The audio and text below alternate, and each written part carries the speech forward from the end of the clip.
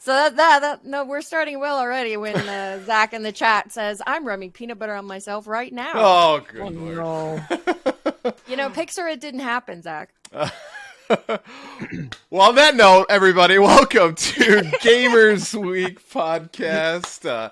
Like the name says, we analyze the best, the weirdest, right there, the best, the worst, the weirdest headlines of the past week in the video game industry. And this is episode 131, and today is Wednesday, August 28th, 2024. My name is Ryan, aka Retro Game Brews, and I have with me some fantastic hosts here today, as you guys can see. Now, the first of all is a woman who has recently attributed her entire love for the PS5 to me, even though she didn't know it. Blue Williams. Blue, how you doing today? I knew days ago that was going to be my introduction, because from now on until the end of time, you were never going to let me forget that. Right, I'm going to hold it over your head, and it's going to be fantastic. Yep. And you're taller than me, so I can't even reach it if you're holding it over my head. It's going to be a whole thing. Love it. And as you can see, Donnie has not joined us tonight. Unfortunately, Donnie is the kind of guy who just can't pass up a sale. He heard that Lederhosen was 99% off in Germany. So he's not with us this week. Blue and I feel if he does not show up on next episode of the show wearing full Lederhosen, he will have to sing. We're kicking him off the show. Well, I was going to say his penance needs to be that he sings "O Tannenbaum." I think that makes sense, right? You're so much nicer than me. But instead, we have a fantastic guest who's joining us tonight for the show. A gentleman who should be very familiar to regulars of the Gamers Week podcast, Mr. JSR and his little friend, Peanut Butter. JSR, how you doing today? Dude, I am doing fantastic. It's great to be here, and thank you so much for having us both. Peanut Butter's a little tired because he just had his dinner, but he is excited to be here as well, mostly because he's getting treats. But no, thanks for having us both on. It's great to be here. Fantastic. So before we get started, do you want to just give everyone kind of a quick introduction for folks who may not be familiar with your work? Sure. My name is James. I go by JSR. I am a retro variety streamer and speedrunner. I've been streaming on Twitch for about a little over 8 years, and most of that has been speedrunning, although I've been branching out a lot more and also doing like randomizers and challenge runs. And one of my biggest challenge runs, it's a very long story, but it involved teaching my dog to play video games, and that has been kind of the story of 2024 for us both. But yeah, we definitely covered the headline on our show when you guys streamed Gyromite at GDQ, and we got this whole thing. We had a long discussion about what games that Peanut Butter should play next, and what other animals perhaps that you could train to do such a thing. So yeah, we're super familiar with you guys and what you've done. That's so cool. It's so surreal to see how many people everyone loves dogs. I mean, that's like a universal truth, but to see a dog doing something unique is just, as a active participant in the whole thing, it's kind of hard to see it sometimes. Mm-hmm. And there's another gentleman now. He's teaching his dogs to speedrun Gyromite in our. He was inspired by what we did at AGDQ, and watching him with his dog, it's like I get it now. Like I always understood it, but watching it, it's adorable, and it's so cool. Yep, I think you guys have started a whole new category for speedrunning. I'm very proud of you, Peanut Butter. Did you know that? You're a good boy.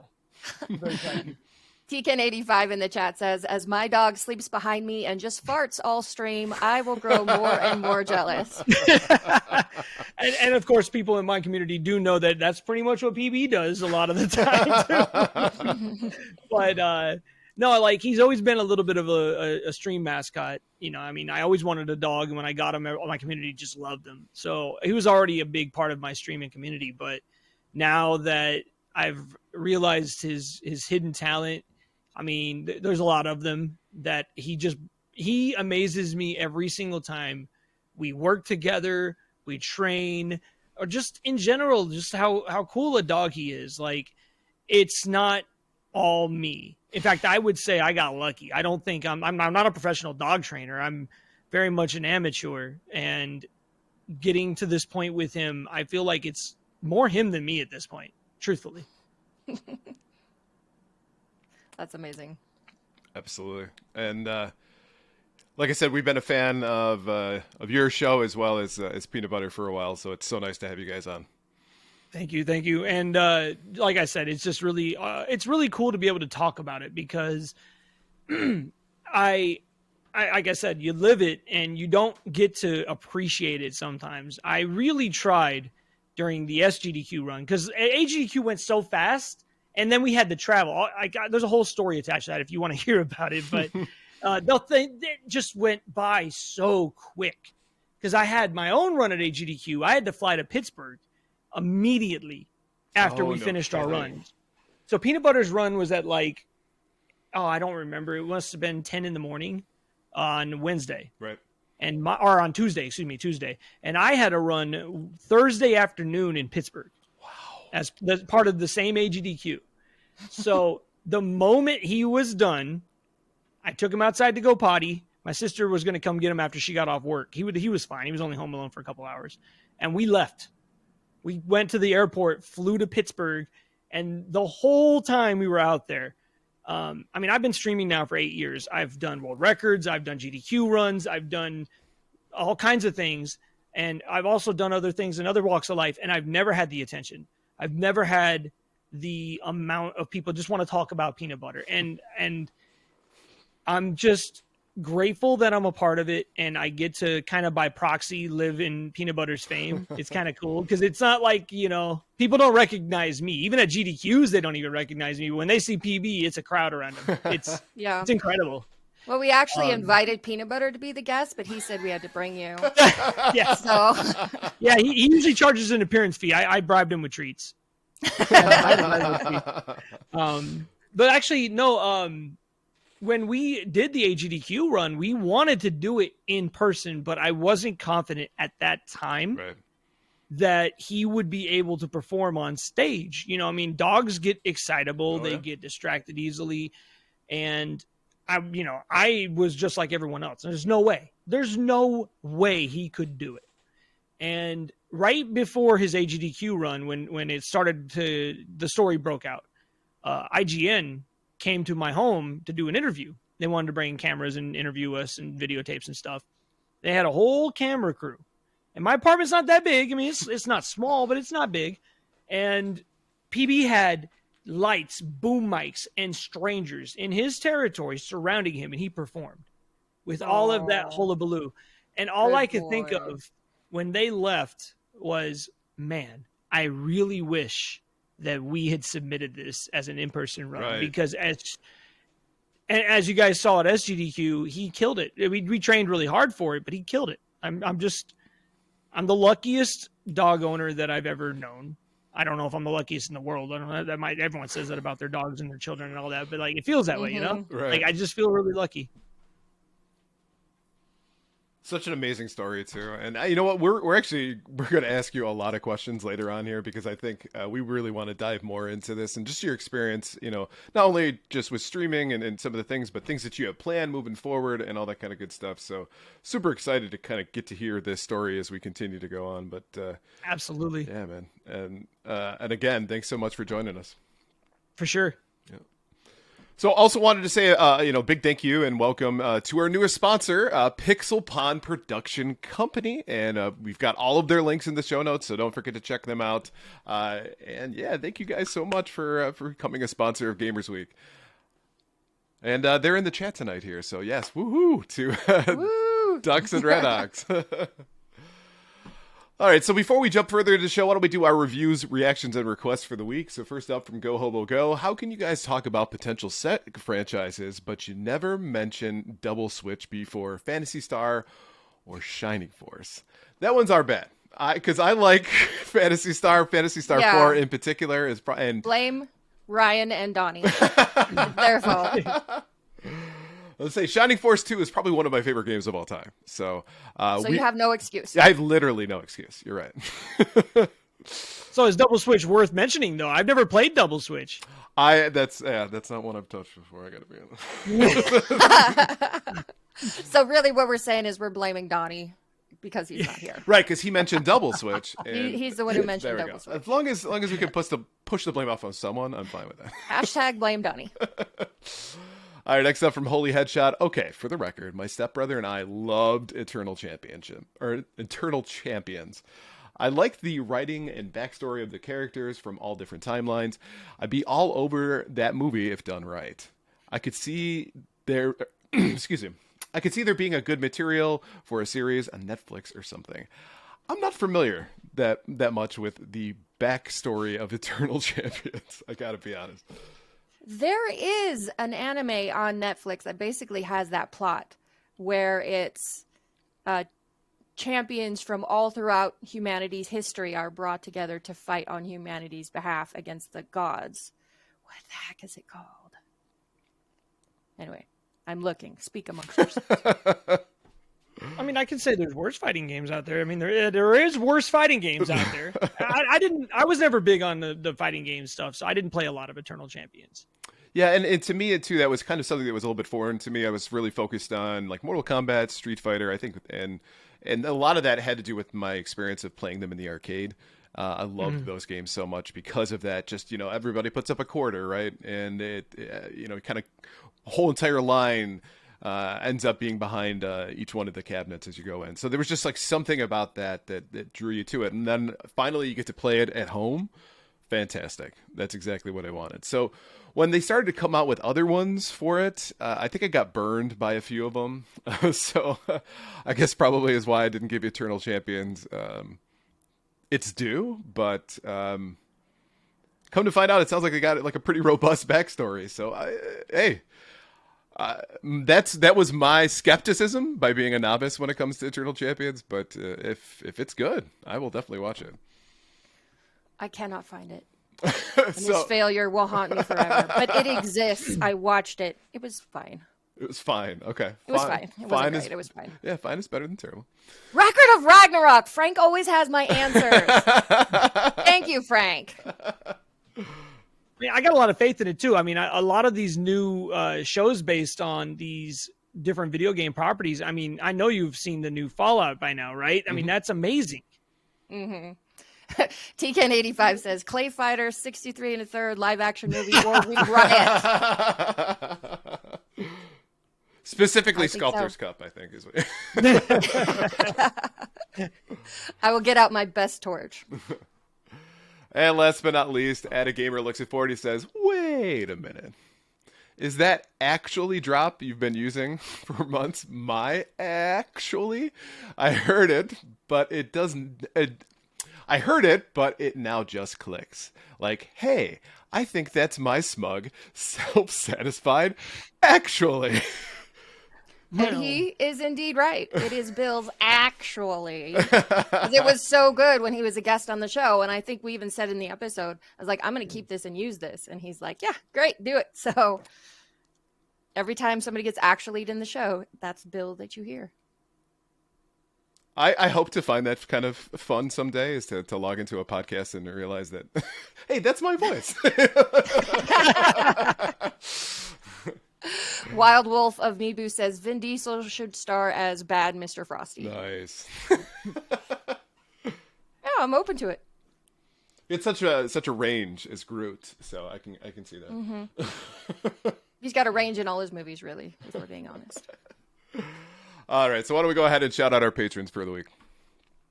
We couldn't do what we do without the help of our gorgeous patrons. Here are the generous folks supporting Gamers Week on Patreon. Retro Blast Pat, B&T Zilla Guy, The Mad Milkman, Seven Castle Forest, Crunchy Kong, Sheriff Snacks, Frank Grande, Love Retro BTW, Steven Sand, Ramboski, Terry Kinnair, A Gill 2020, Don't Make Me Pull Over This Car, Sir Coffee of Houseblend, first of his name, Hybrid Divide, Matto 1606, You Fall Before Me, Davey PGH, the Pixel Pond family, including Shannon and Luke, Zach Huge Thanks, Number One Blue Sick Voice Fan, John Baran, Sony with the Smashing Pumpkins, Evo Lust, Rai Seeker Best Friend, Mega Retroman, Gamatroid, Moradib, Michael Lakite, Emo-esque, Bill Tucker, The Real Retro Game Brews, Fruitcakes Pickled Pepper, Ducks with Thick Thighs, Wizard of Zardoz, Bob's and Doughnut, and Loudmouth. If you like what you heard today, and we really hope you do, please consider joining us on Patreon. Your support helps cover the cost of producing the show, as well as other cool stuff we'll be doing, like prizes and giveaways.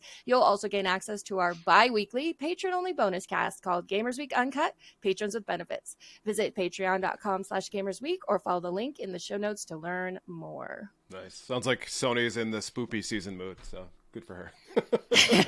From bouncing quackers to smashing pumpkins. There it is. It's the changing of the seasons. All right, so why don't we go ahead and take a look at our headlines. This headline segment is sponsored by the Retro Game Club podcast. It's a fantastic, family-friendly retro gaming podcast, and each episode, Rob and Hugh pick 2 games to play and discuss, as well as news, interviews, and other topics. And right now, they're playing through The Legend of Zelda, Ocarina of Time, and Theme Park. Visit them at retrogameclub.net or follow the link in the show notes. Wow, picked out 2 heavy hitters here. Ocarina of Time and Theme Park. Now, maybe Theme Park isn't like a heavy hitter for everybody, but for me, it definitely was growing up. Because here I was prepared to say that I am not familiar with Theme Park, and then after you said that, then I was like, well, I better not say anything because they think I'm an idiot.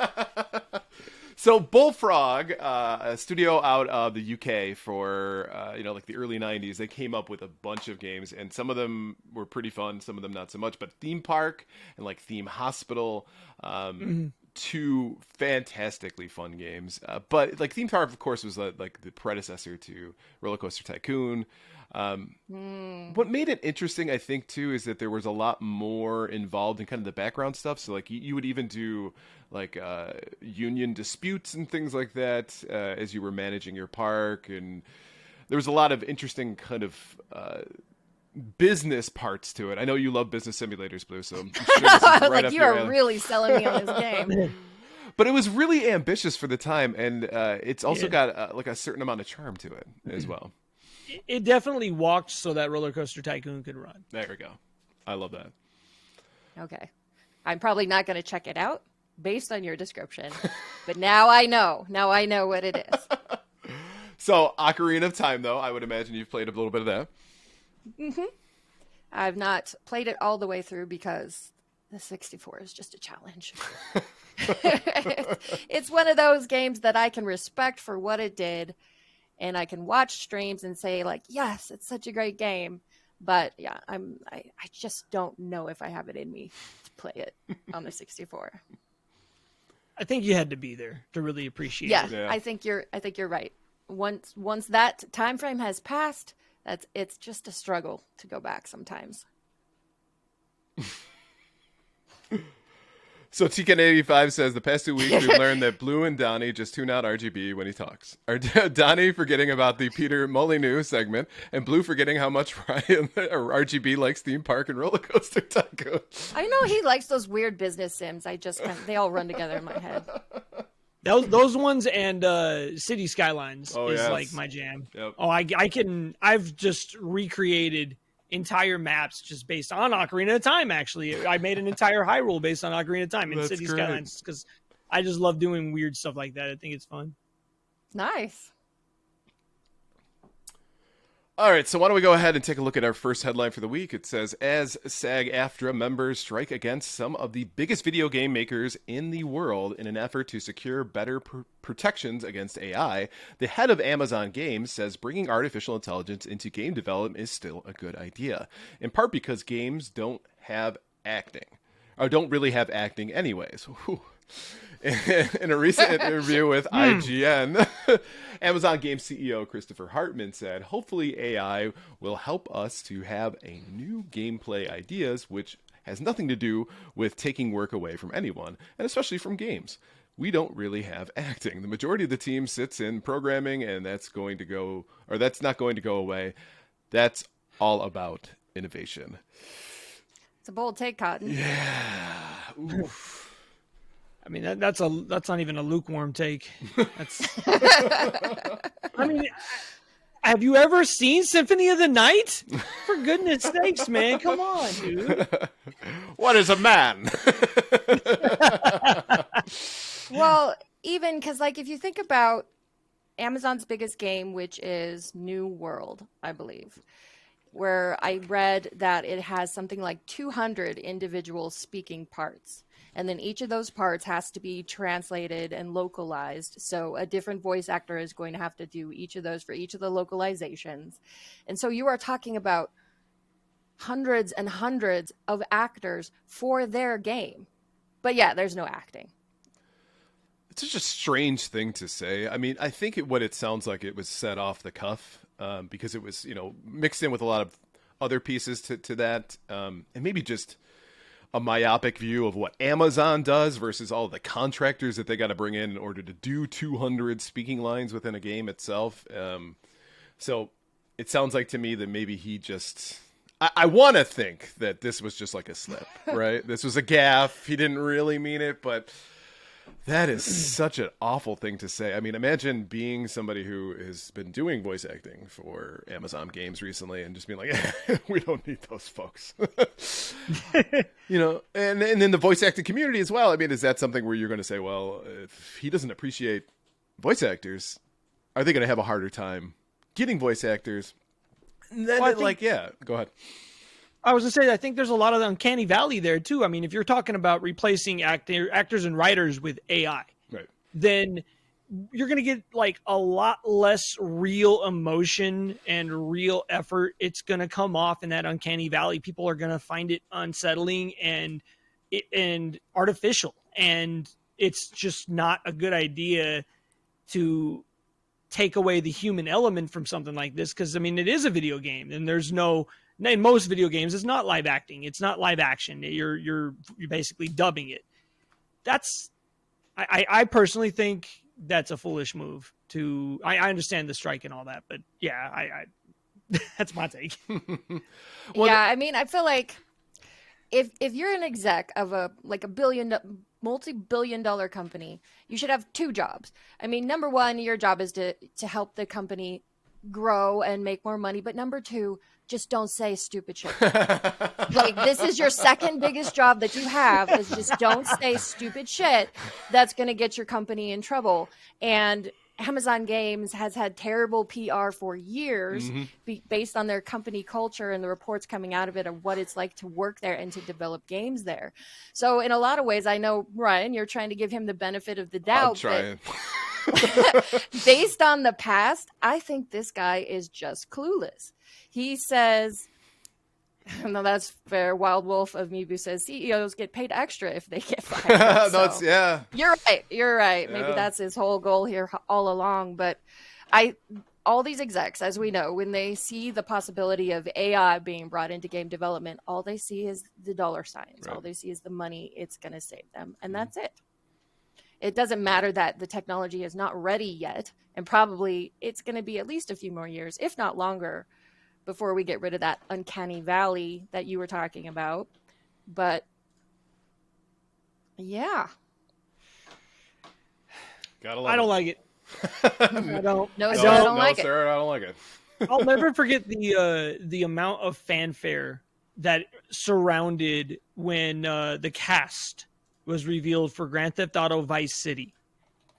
It was star-studded. They had Ray Liotta, Burt Reynolds, just off the top of my head, I know there's way more, but it was like the first time that a major studio had ever spent money on real Hollywood A-list actors that did the voiceovers. And you could tell when you play the game, those characters on a PS2 felt fleshed out and realistic.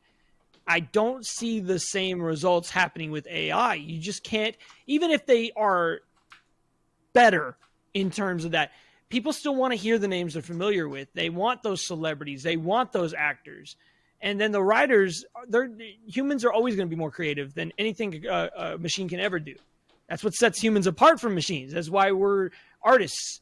I just don't see AI ever doing a better job than people. And they're going to end up shooting themselves in the foot with subpar products while everyone else, like a Nintendo or even like a Sony, hopefully like hopefully, I don't know. I don't know who to trust anymore, man. I'm still reeling from Konami. It's been like a decade and I'm still mad at Konami. Anyway. I would love to see, by the way, the job description for the CEO when they post it out there, and like just the 2 requirements for it: make money for the company, and Make money. don't say Don't stupid. say stupid shit. Simple, right? I feel like they would get a lot more applications if that were the case. We will pay you so many millions of dollars to just do these 2 things. But I guess that's really difficult because CEOs are constantly saying stupid shit. Mm-hmm. All right, so next up, Concord, PlayStation's new 5v5 PvP first-person hero shooter that released last week has launched with under 700 concurrent players on Steam. For comparison, the $200 million losing disaster, Suicide Squad: Kill the Justice League, launched with 13,000 concurrent players, and even Redfall launched with 6,000. When it came to Steam, one Concord developer claimed that the game had been in development for 8 years, meaning it began life straight after the first Overwatch debut, presumably to jump on the short-lived hero shooter craze. Also of note, the game comes with a $45 price tag opposed to all of its free-to-play competitors. Yikes. Who knew Redfall could be, relatively speaking, a success story? I think for a while that was the low water mark, right? We were going, well, at least this isn't as bad as Redfall. Right. It could be Redfall, but... And now we're talking about 10 times almost, about 10 times as worse in regards to that from your start. Yikes. Yeah, yikes. I definitely could see it being part of the price tag being a problem, but also could this be a sign that maybe gamers are getting tired of these types of games? I don't know. Yeah, I think that has a lot to do with it because if you are going to chase trends, which is it sounds like that's what Sony was doing with Concord, trying to chase the Overwatch trend. If you're going to trace trends, you need to be a lot faster doing it because there's so many PvP shooters out there. It's like we said when this there was the launch trailer of this, I feel like maybe at the Game Awards. I don't remember when the launch trailer debuted, but even then we're like, that looks boring as hell. And then when we talked about it last week as one of the games that was releasing, all 3 of us were like, nope, it just looks so lame.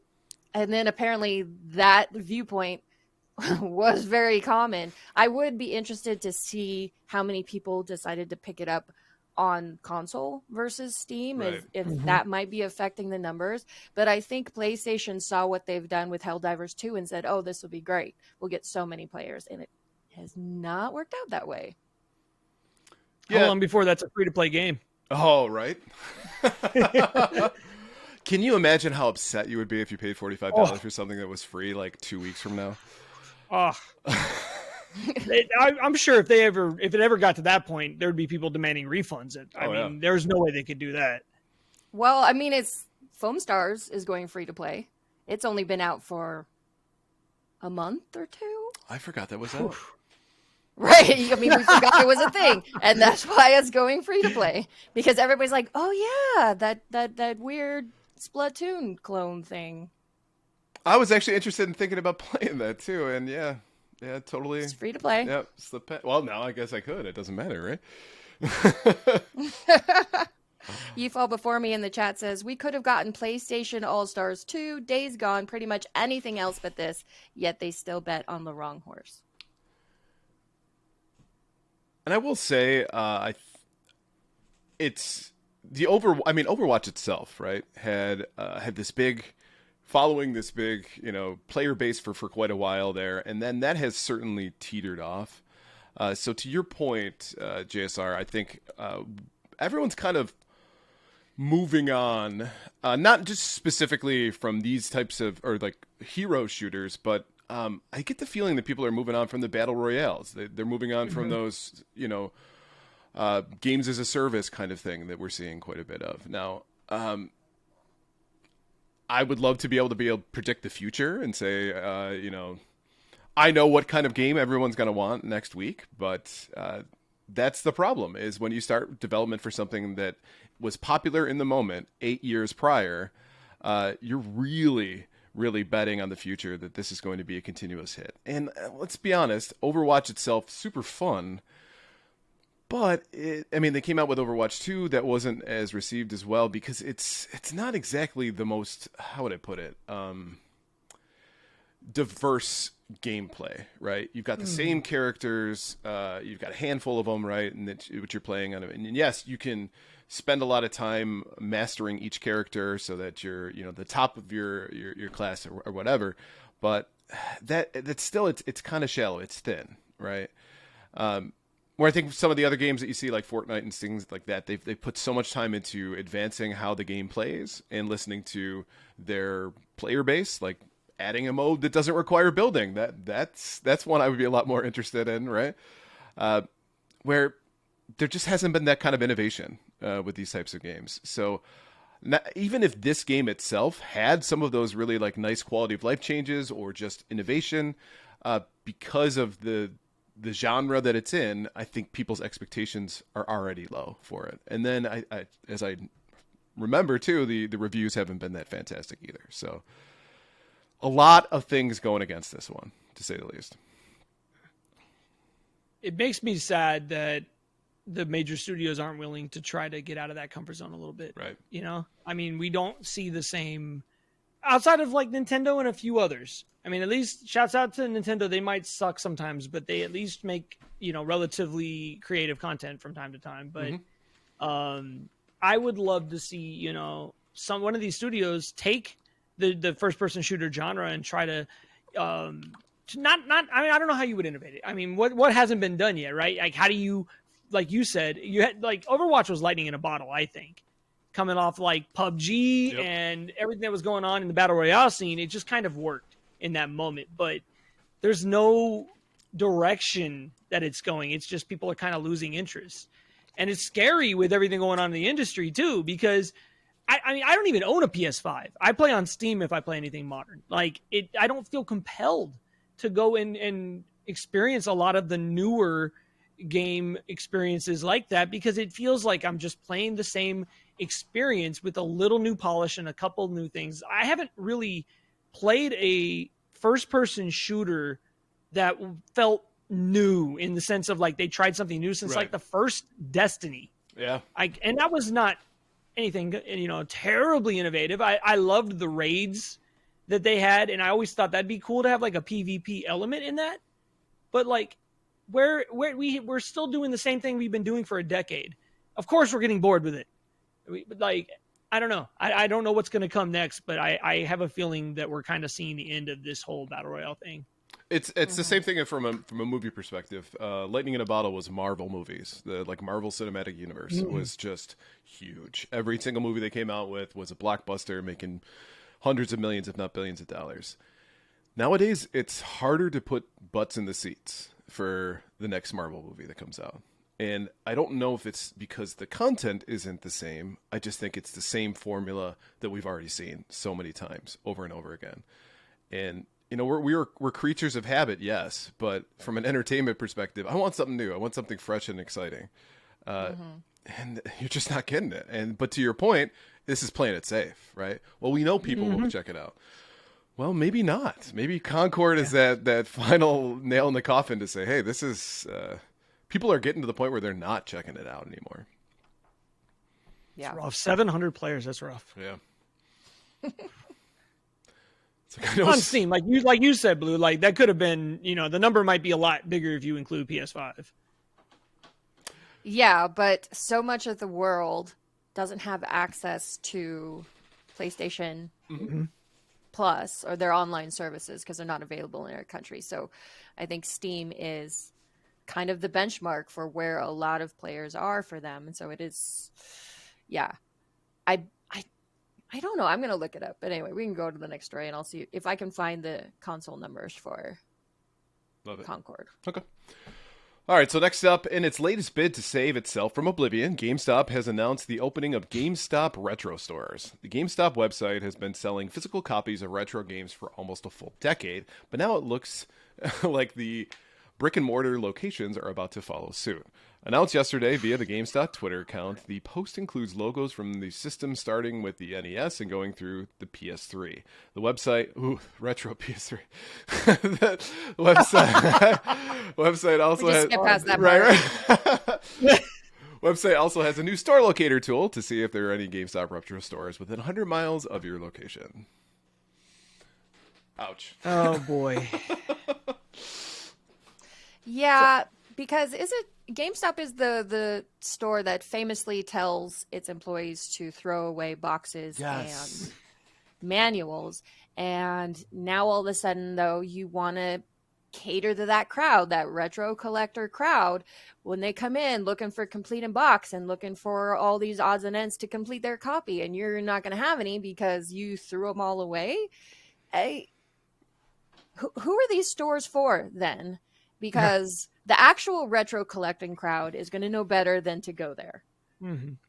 And then the people who are just like, oh, I fondly remember this, but I don't really play games anymore. Maybe on a whim, I'll go pick something up. They're going to walk in, see those prices, and go, no way. Yeah, 100%. And I saw something on Twitter that really put it all in perspective for me. It's something I immediately jumped to the front of my mind when I think about this. Like, we collect, I assume you guys collect, I'm sure most of your viewers and listeners collect video games because we're gamers. We collect them. We understand, if you've been doing this long enough, that there are counterfeits and bootlegs and repros out there. And if you don't understand what you're looking for, they are so good now that if they didn't print reproduction at the bottom of the label, you could never know unless you knew what you were looking for. And I guarantee you the minimum wage 18-year-old working at GameStop gets zero training on that. And I saw a tweet from somebody, I wish I had it in front of me to actually reference it, so I'm paraphrasing, but it mentioned that they went into a GameStop and saw obviously fake Pokemon GBA cards. And they mentioned it to the people behind the counter, like, these are fake. How can you be selling these? And they said, we know they're fake. We have to sell them. We have to accept every cart that gets traded in. really, And immediately all I can think of is, how are they not going to go bankrupt off this when people make $45 bootlegs of Earthbound and Little Samson and Snatcher on Sega CD? All you got to do is burn a CD with a decent looking label and you'll fool anyone. Like, it's just, I don't know. I feel like they're way too late. They should have done this a decade ago, and they flubbed it, just like they always do. That's GameStop.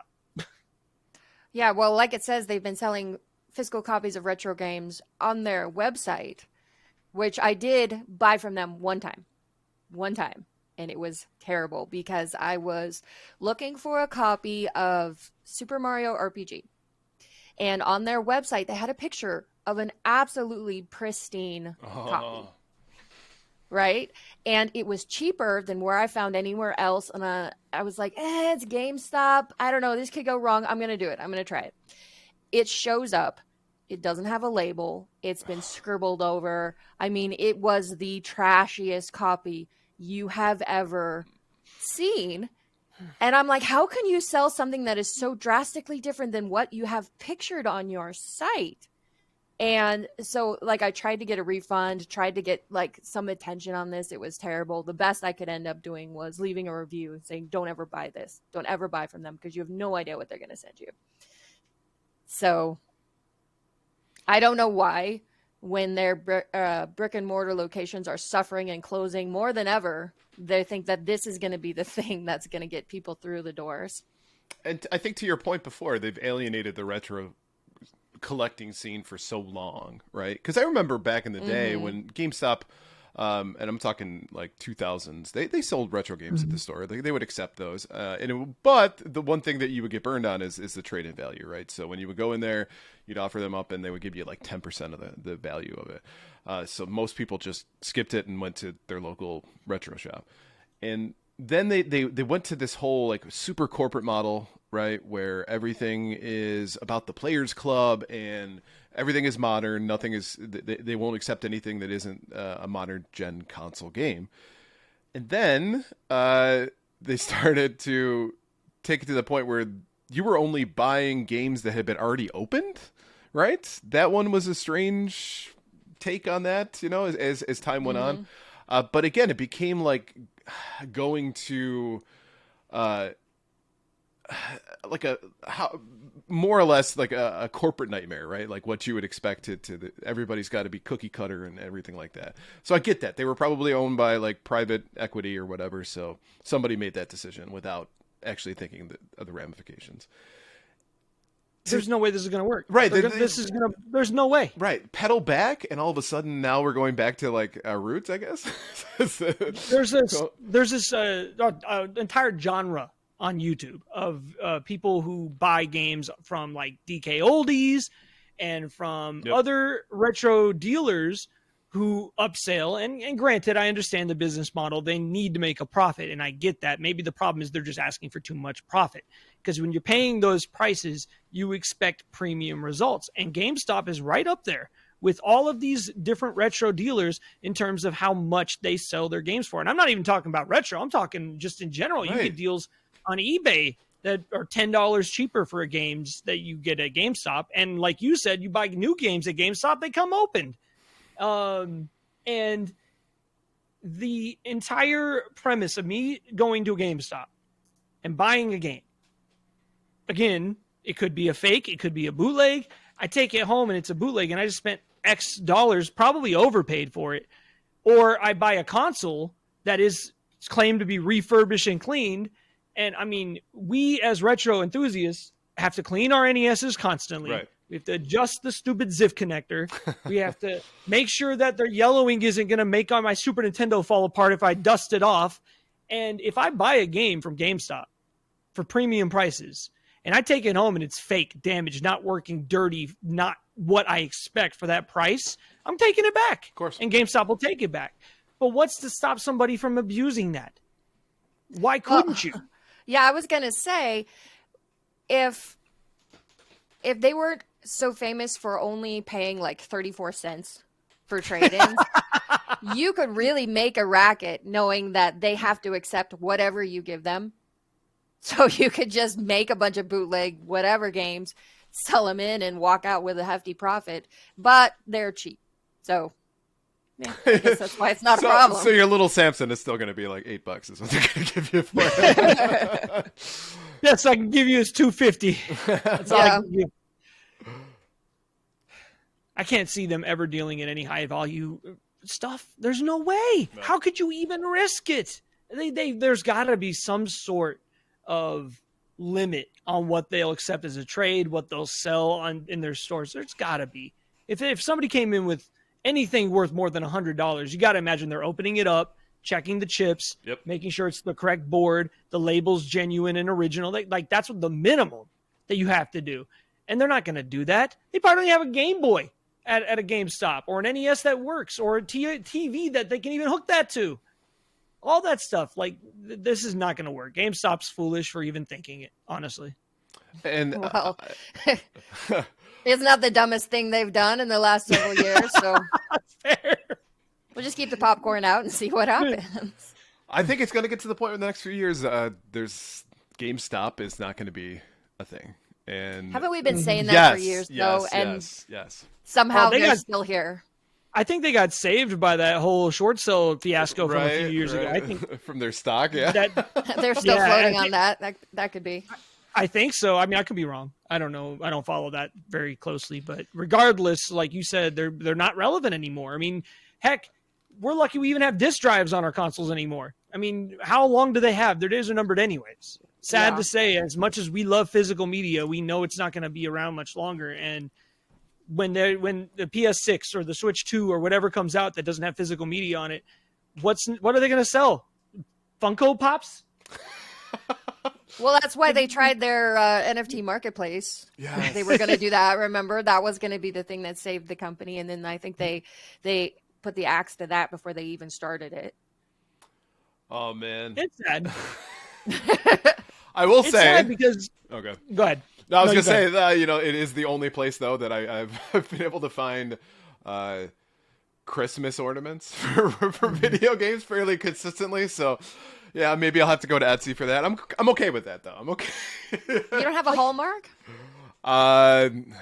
Maybe, I don't know. But when you go to GameStop, there's a bunch of them, not just like one or two. So, and I got my tree topper. That's Triforce and everything. They used to sell Fan Gamer stuff too, didn't they? Yep, At one point. definitely. Yeah, Did. I closed bought that, my right? I bought my Triforce lamp from a GameStop.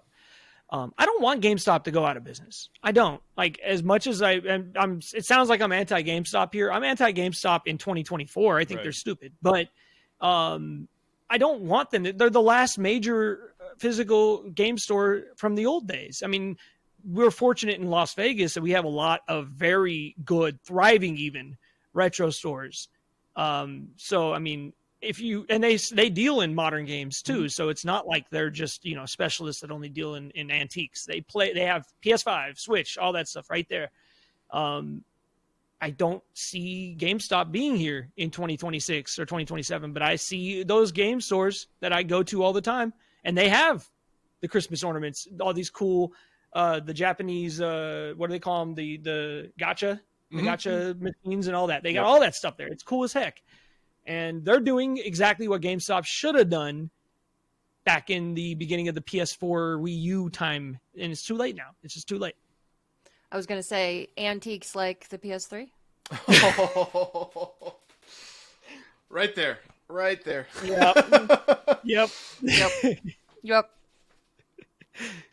All right, well, let's move on to our top 3 new releases of the week. First up is MEO, The Smiling Man, Famicom Detective Club, out on the Switch. Student Aisuke Sasaki has been found dead in chilling fashion with a smiley face paper bag over his head. As a member of the Utsugi Detective Agency, you've been tasked with investigating the events that led to Aisuke Sasaki's death. Along the way, scrutinize the clues and testimonies you gather for potential connections to the gruesome events of the past. Next up is Gory Cuddly Carnage, out on PS5, Xbox Series X and S, PS4, Xbox One, Switch, and PC. Battle the bloodthirsty hordes of the adorable army in fast-paced combat where your hoverboard Frank is your weapon. Power, slide, grind, and spin to cause maximum carnage and high combo scores. Paint the town red with Frank's blades as you slice and dice with gratuitous amounts of semi-realistic gore and dismemberment. We are talking buckets of blood. And then finally, Star Wars Outlaws, out on PS5, Xbox Series X and S, and PC. Experience the first ever open world Star Wars game set between the events of The Empire Strikes Back and Return of the Jedi. Explore distinct locations across the galaxy, both iconic and new. Risk it all as Kay Vess, a scoundrel seeking freedom and the means to start a new life along with her companion Nyx. Fight, steal, and outwit your way through the galaxy's crime syndicates as you join the galaxy's most wanted. So out of these 3, Ryan, what are you picking this week? So MEO, that was the the biggest disappointment I think we've had this year, from a trailer to what it was, right? Thought that was going to be like this really cool horror game that Nintendo was finally coming out with, like, oh my god, it's going to be like Silent Hill but with Nintendo. And then it was a Famicom game that they redid for the Switch. So yeah, and it's also like in that anime art style that I just love. I really do. So probably not going, unless it's hentai. No comment. Star Wars Outlaws, I've heard some pretty awful reviews. Yeah, sorry. I do remember, and I'm sure she'll talk about it, as one of the people on this podcast said that it might be Game of the Year, though. So I'll leave it up to her to discuss that one. But Star Wars Outlaws looks okay. That's what I'll say. Which leaves me with Gory Cuddly Carnage. I didn't expect to like this game. I really didn't.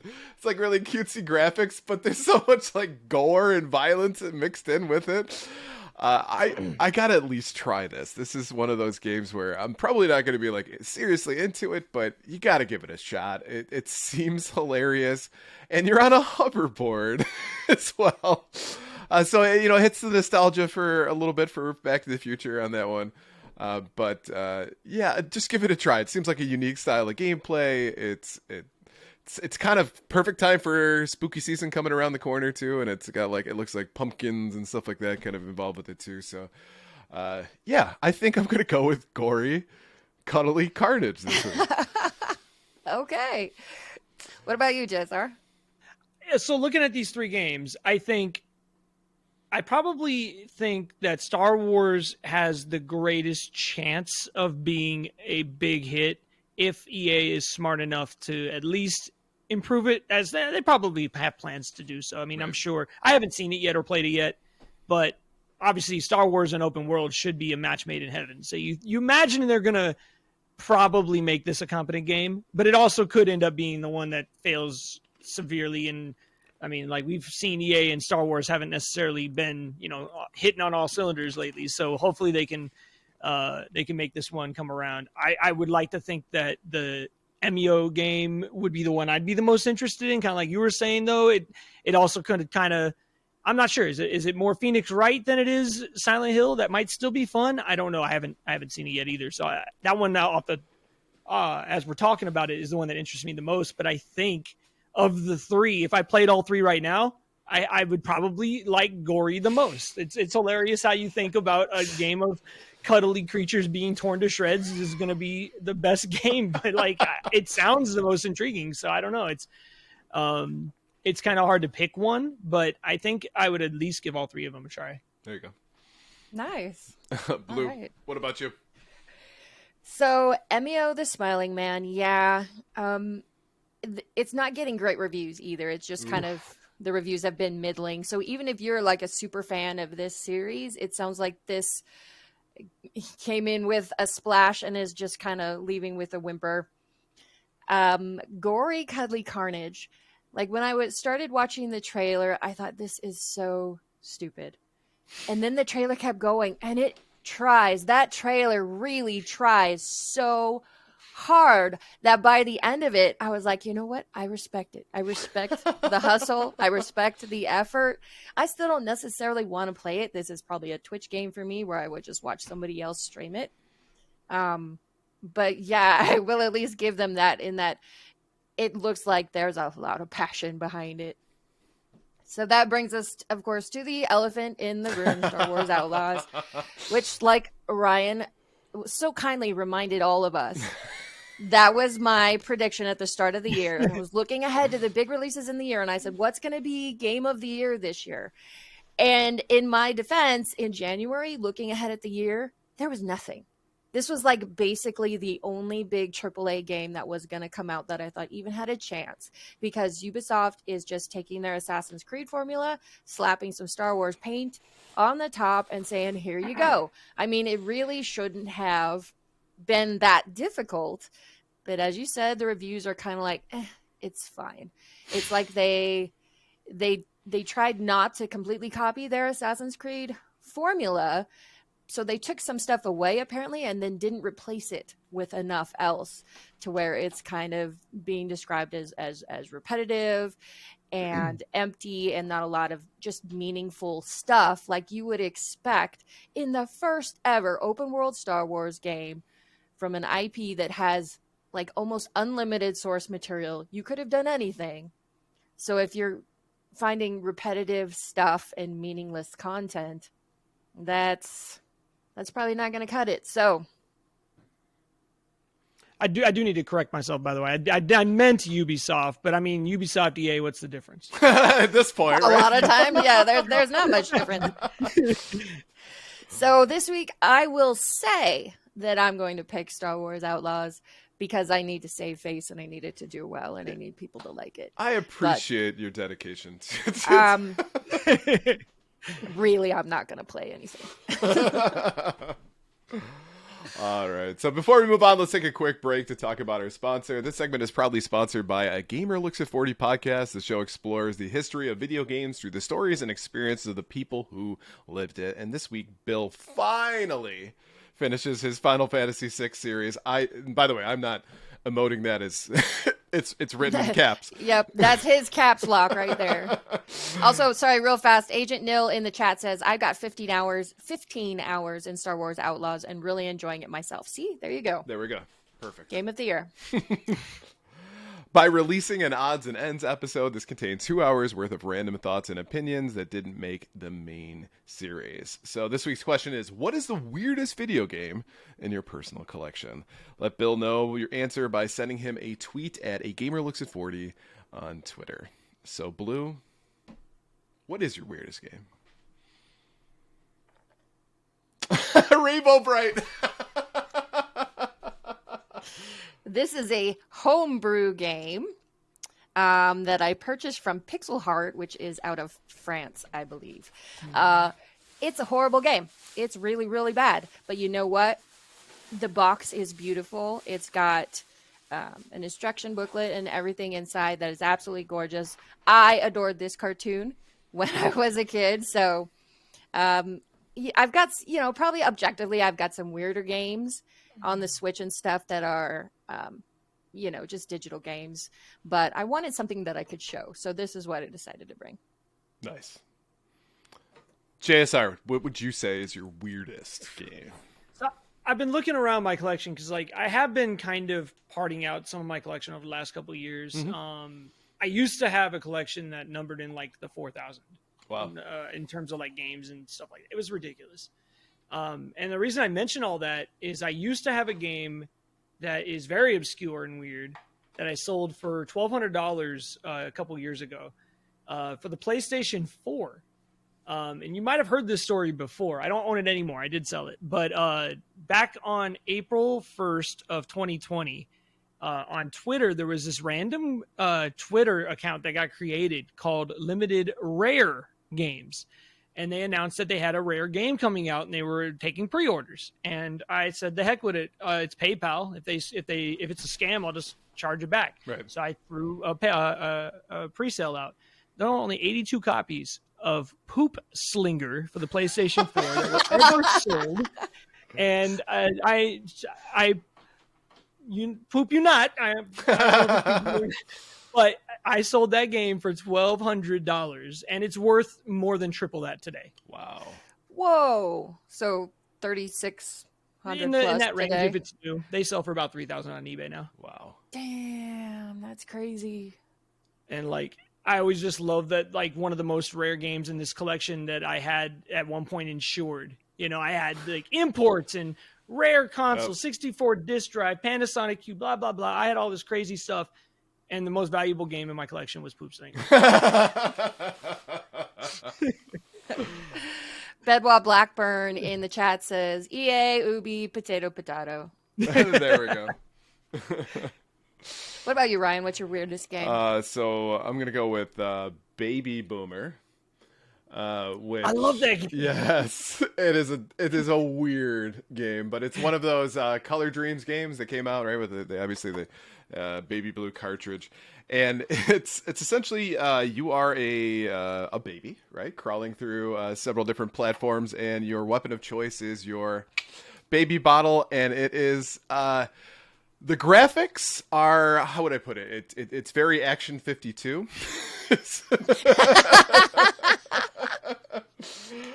It's an auto scroller, right? Yes, it is an auto scroller as well.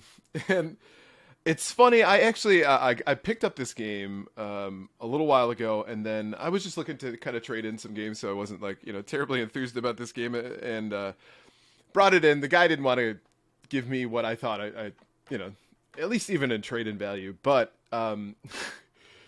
he pulled up the game and he started watching the gameplay and he goes, "Oh my God, I need to have this." Right. Still couldn't come to a price or anything, but it was funny because he's like, "Well, because I'm a boomer." And, but yeah, so it's, the game itself is just, it's funny. It's weird. It's quirky. I love it. I'm sure there are weirder games in my collection. Probably some ones I can think of one or two. Yeah, I can't talk about too either. But you can show those on the screen. But yeah, I think Baby Boomer is definitely up there in the weirdest factor. That's for sure. All right. Nice. So, Blue, I know we were planning on spending some time here talking to JSR, asking him some questions from the patrons. So do you want to go ahead and kind of kick things off here for us today? Sure. I didn't know you were going to have me start, so I didn't have it pulled up. 1 second. My bad. Always got to be on your I toes. see our other guest has made himself comfortable. He may not be joining us for the interview. He is currently he's awake now. He sees him talking to him. Hi, PB. Yeah, he's like, nah. All right. So first up, what diet does Peanut Butter follow to keep in tip-top, record-breaking, and adorable shape? So Peanut Butter does have a very sensitive tummy. When I used to feed him just basic kibble, it would give him a lot of gas and just, he's a bit of a diva. He has to have that, high quality, grain free $35 bag of a special chow that I have to buy from PetSmart. But sometimes I'll feed him the fresh, like, I don't know if it's meat. It's like meat with like whatever they put in it, but he loves it. He loves it. I pull that out of the fridge and he just goes, he spins and does the pod dance and the whole thing. And it's just adorable. But usually we stick to the kibble when we train or play so that we can kind of work his meal into it. And it becomes just routine for him at that point. Nice. So what games, we talked about this a little bit before the show, but what games are Peanut Butter working on now? Well, fun fact, this actually just got confirmed about an hour before we went live. No kidding. On September 29th, completely just by coincidence, because that happens to be the day of my partnerversary, which is really exciting. I do a big special on Twitch, but that also happens to be the day that my good friend Gruntiatis, and if you're not familiar with him by name, you might have seen him if you watched Peanut Butter's SGDQ run. He was on the couch as one of my commentators. He's also the moderator for Ken Griffey Jr. Baseball, and he's putting on the first ever one-night-only home run derby contest. And not only am I in it, but so is my dog. And he will be competing. It'll be the first time a dog has ever been in a tournament against humans. Wait. So you're competing against your own dog? Potentially, we could be facing off against each other. It is very possible. Ooh, that's going to be an awkward night when you come home. I mean, and to be fair, he's probably not going to win, but it'll be a lot of fun, and it'll be a good show. And I think that's all that people really want to see. They just want to see the dog press the button. But we're also working on a couple different things. We've been working on our next big run, and a couple games that we have in mind are Castlevania on Famicom Disk System Easy Mode. Wow. Silent Hill 2 Dog Percent. And the game, and both of those are viable. Which makes sense too, because yeah, I like that. I like the Silent Hill 2 idea. They're not going to be easy, I'll tell you that. But those are something we're working on probably next year. Right now, we're working on Pokemon Snap on the N64. Well, technically on the Nintendo Switch, because that's how its controller interface is. But and we're routing it out now, and I'm excited because and it's all on me at this point. He performs. He does what he has to do. He's ready. So right now I'm routing it out. I have to come up with a very specific route that is similar if you're familiar with blindfolded speedruns. If you've ever seen blindfolded speedruns, those are all meticulously stepped out to the point of redundancy so that when a runner loses themselves in a room and can't look to see where they're at, they have a way to recover, or they have a way to figure out where they're at. It's similar with the dog because he's not looking at the screen. He's not reacting to the screen. He's reacting to me. Right. I'm the one that has to tell him what to do. Right. So right now we're kind of figuring out, okay, what's the best way for me to get him to take the picture of this Pokemon to get these points so that we can move on to the next stage. And we're getting there. It's not gonna be a world record. It's not even gonna be a top time. He might be dead last on the leaderboard, but he is going to do a Pokemon Snap speedrun. Love it. And we're hoping to have that done by the end of the year, but these things take time and we're getting more and more complicated. I'm kind of figuring out as we go, so we'll see how it goes. Yeah, we're all cheering for you guys. All right, and then does Peanut Butter like what the show Bluey has done for the culture of dogs in the entertainment media? Also, isn't Bandit the best dad ever? Yes, he is. He is a good dad, and I do love that show. I don't know if he does. I feel like he thinks that it's more. There needs to be more video game playing, a lot more treats and belly rubs, and if anything, I'm very happy to see what the different reactions of the community. I mentioned this to you guys in the pre-show, but there's another streamer that goes by the name Ginja, Ginnja, I believe his name is, and he's training his dog to play Gyromite now. And he's very close. He's very close to putting up a run. So I'm really excited to see it. And like we mentioned a little bit earlier, this whole thing with Peanut Butter playing games has been a roller coaster, especially since he's my dog. I have to train him. I have to take care of him. I have to, balance the games with the food, with the play, with the, I got my own thing to do. Don't bother me right now, dog. I'll come play with you in like 20 minutes. Right. Because he loves the attention. He loves it. He always wants my attention. But to see another dog doing what PB does, and there's not that same attachment, there's not that same perspective. To you're seeing the other side of it, and it's freaking adorable. I cannot understand how I never was just looking at my dog playing these games and been like, oh my god, this is the cutest thing I've ever seen. But like. It never hit me until after seeing this other dog playing games. I'm just so proud of him. I'm so proud of him. He's such a good boy. And Jay the Wook in chat says, Castlevania is going to be hard, stairs and platforming. Well, the reason we're doing that version, the Famicom version, is they have we didn't get this on the NES. I guess Konami didn't think we needed to have Yeah, Konami, right? Yeah. Yep. Sorry, I had a brain fart. That they didn't think we needed an easy mode on our Castlevania, and easy mode doesn't have the knockback that you have in Castlevania. That famous knockback, it's not there. You get hit, you just stop. And the other thing is you have a lot more hit points, and your weapons do more damage. So we're gonna start there, and then maybe eventually work into the NES version, but.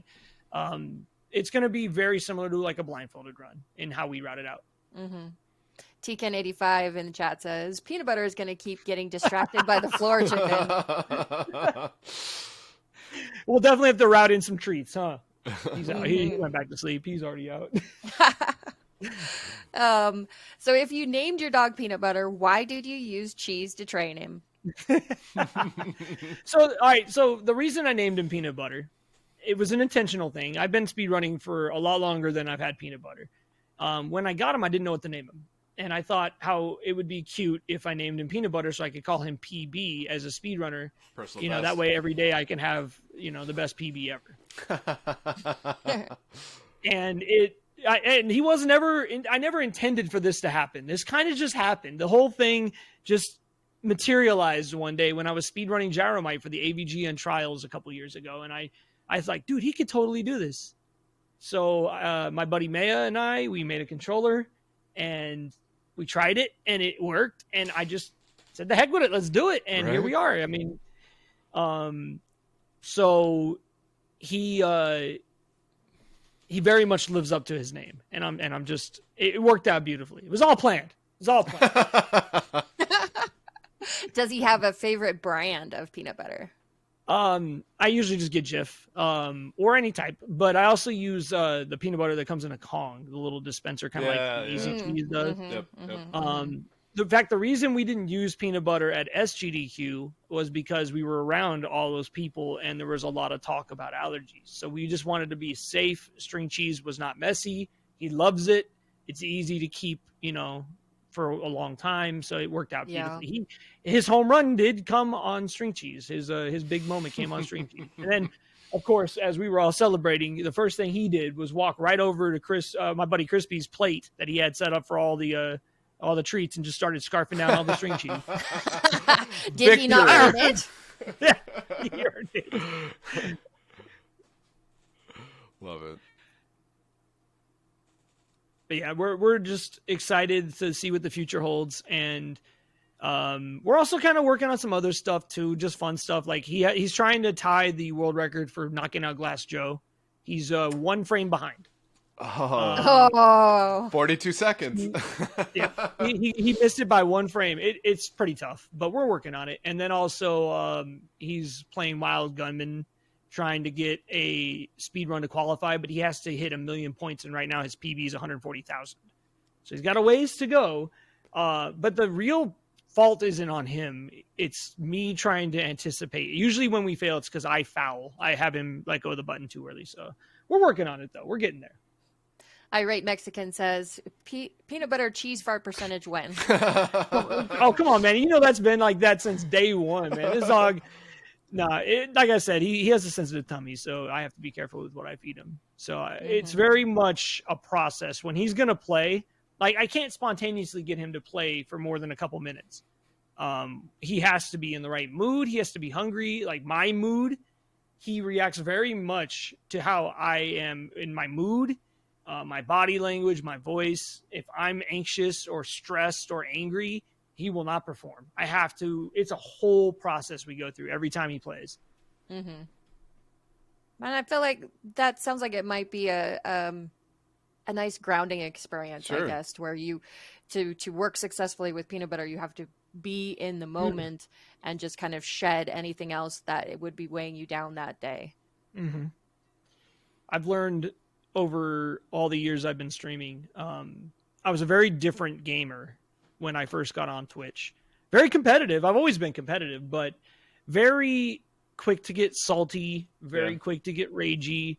And I still have those tendencies from time to time. I'm not going to pretend like I don't, but over the years, as a streamer, as a speedrunner, you learn what works and what makes you look and feel like a fool. And like you kind of over time realize nobody wants to watch an angry 30-something, 40-something-year-old man playing a 30, 40-year-old game. Like it gets old after a while. Like we understand there's emotion and stuff. It's like you eventually have to kind of realize what you're doing, and it's not the end of the world. It's you in the game. That's what the game is designed to do. The game is made to beat me.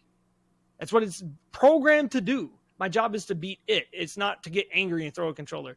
I bring that up because over the years, I've definitely found that I've grown a lot as a person, and as getting PB and having patience, training. One of my biggest inspirations for training is a YouTuber who goes by the name of Zach George, and Zach is a positive reinforcement trainer. Before I got PB, I'd been, my dad, when I grew up, he was old school. Dog pees on the carpet, you rub his nose in it. That's just what we did. That's what we thought was the right way to do it. I didn't know better. When I was getting PB, because I got him during the pandemic and I had to wait. He's a purebred, so I had to wait for the litter to be born and all that. And as I was waiting, I did the research and I started learning because I wanted to do it right. I wanted to have a dog that loved me, not because he feared me, but because he loved me. And it was an eye-opening experience to raise a dog that way, because it is hard. It's a lot harder than you ever believe if you've never done it, to just smile and clean up the dog poop when you don't catch him pooping on the carpet, because you can't punish him. He's not going to know what it's for. Right. Like you can't yell at him because he doesn't understand, and that's like you said, it's a very life altering process, kind of similar to what I imagine. I don't have any, but I imagine having children. It would be very similar to that. So any parent out there, probably to a much more greater extent, I'm sure, can relate to that. Mm-hmm. It's kind of like that old thing of where people say, the first thought was I saved this dog, but really they saved me.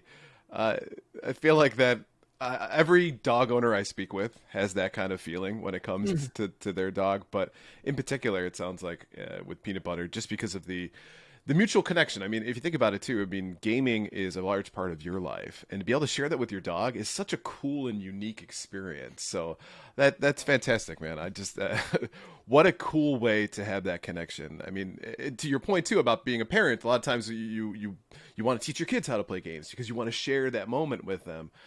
Being able to do that with Peanut Butter is just, it's unheard of, and it's, to me, probably one of the coolest things. So very cool. I appreciate that. And I am very proud of him. And what I love the most about it, somebody, like, you get all kinds of questions in your chat when PB's playing, and, people who don't know better and they're new to the channel, they'll say things they don't know what they're talking about, but things like, oh, he doesn't even look like he's enjoying it, or he doesn't look like he wants to be. That is so further from the truth. I can't even tell you. I could go grab his controller right now, and he'll be right here ready to go. because he loves it. He loves the fact that we're working together. He loves training with me. That's what we've worked towards from day one. When we train together, it's not, oh, it's time to get serious. It's play. We're playing. We're having fun. He's getting treats and we're bonding. And so when I pull that controller out, to him, it's not, oh, it's time to work. He gets excited. It's playtime. He's getting treats and belly rubs and attention. And that's, I think, what the difference is when you train a dog, or, you know, just in general, just being positive and not being, you know, the dynamic of power isn't what it used to be or what we used to think it was. It's all about just mutual relationship and understanding with your dog and just enjoying the process. Like people, I swear they don't think about the enjoyment of being with your dogs when you take them to the park, when you play with them. Like a lot of people seem like it's a chore, and that's not the way I look at it. It is something I look forward to, genuinely. Love it. Yeah, why do you even have a dog if you're not going to enjoy it? Right? He just did that a little stretch in the background where he took his paws like over his nose, and so I was like, oh, peanut butter. Hell, he knows we're talking about him now. PB, do you want a treat? Ooh, you want a treat? You want a treat? Oh, hello, buddy. Oh, there he is. Oh, no, don't lay down. You just wake up. Can I have a kiss? Oh, good boy. Can you say hello to all the people watching on the podcast? Can you say hello? oh, what a goodest boy. Yeah, he's a good boy. I'm very proud of him. He's such a good dog. I'm very fortunate. Well, and he's also a reflection of the work you've put into him. Absolutely. So. Thank you.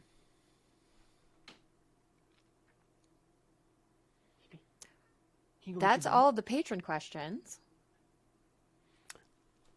So I think, you know, just for a time frame standpoint, I think we can probably call it here today, but Okay. Yeah. Oh. Now Peanut Butter's sitting up in his lap. So we can all look at his such a handsome face. What a handsome boy. Do you want a treat? Can you tell me? That is full of emojis and GGs. Can you tell me who's a good boy? Speak. Can you speak? Who's a good boy? Speak.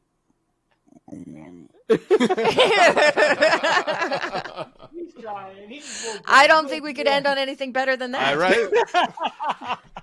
No, it was great being here. Thanks so much for having me, and I really hope that folks will come and see me and Peanut Butter. Yeah. PB is often on stream. We do all sorts of stuff, retro, variety, speed runnings, randomizers. I'm training for a randomizer tournament right now, and of course PB is doing stuff as well. So I hope you don't mind shouting out my Twitch if anyone's interested. Yeah. You guys Absolutely. can follow me at twitch.tv/JSR_.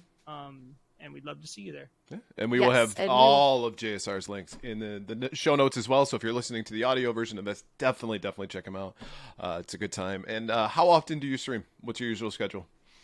I don't keep an actual schedule, mostly just because of life and work and all that. But Sure. I usually stream about 3 to 5 times a week, usually in the early afternoon. I try to keep it most of the time, like around the 3 to 5 o'clock time is usually when I'm live. So when you're getting off work, come stop by. You're likely to see me on. Yep, and that's Pacific time as well. So 3 to 5. So depending on what time zone you're in, yeah, definitely check them out. Well, everybody, thank you for listening to episode 131 of Gamers Week Podcast, and a big thank you to the Retro Game Club Podcast, Love Retro BTW, Gamer Looks at 4D for sponsoring this episode, and don't forget to check and Pixel Pond. That's right. Don't forget to check out their links in the show notes. Yes, if we want to add that, that'd be great. That's what I get for just copying and pasting. That's what you get, yeah.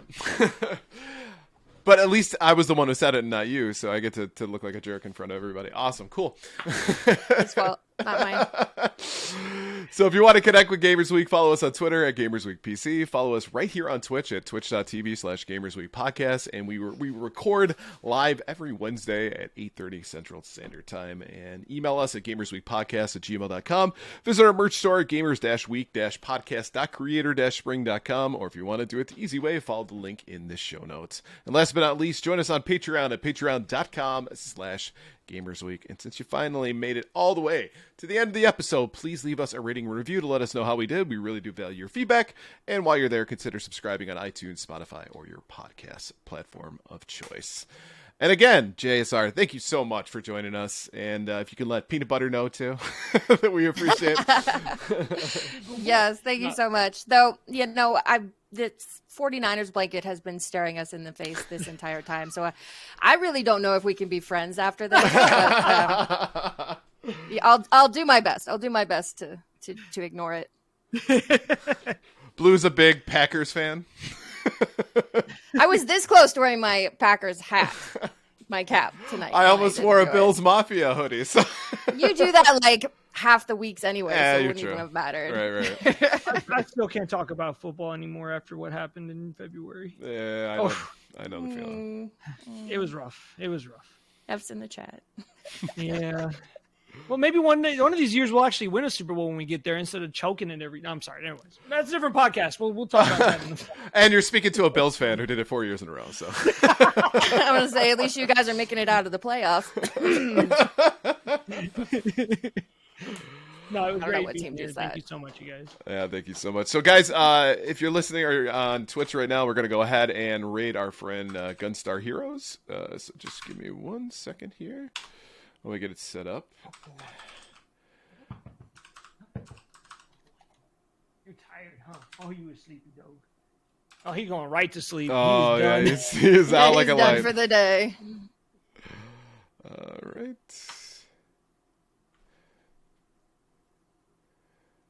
All right, so we should be raiding here in just a few moments. So again, thank you everyone for stopping by. We really appreciate you showing up for an episode of Gamers Week Podcast. And yeah, looking forward to continuing to do the show. But JSR, loved it, man. Had a blast. Thank you Yes. so much, you guys. Thank It you was a lot so of fun. much. So much. We really appreciate you filling in. And thank you to everybody who stuck around and watched the show. It was so fun having you in chat, and we hope to see you again. But for now, everybody have a good night. Yeah, have a good night, guys.